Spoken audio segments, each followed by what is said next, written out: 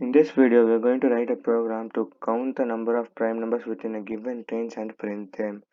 So start is equal to int input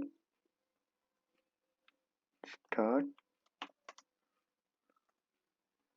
end is equal to int input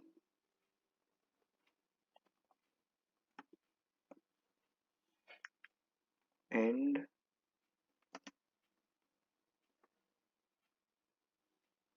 If start is greater than 1,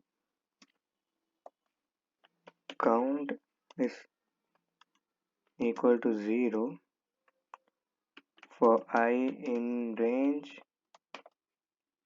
start comma n plus 1.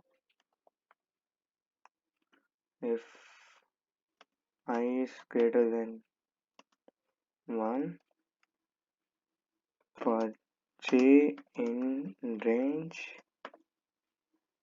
2 comma I, if I modulus j is equivalent to 0, break, else count plus equals 1, print I comma end is equal to space, else print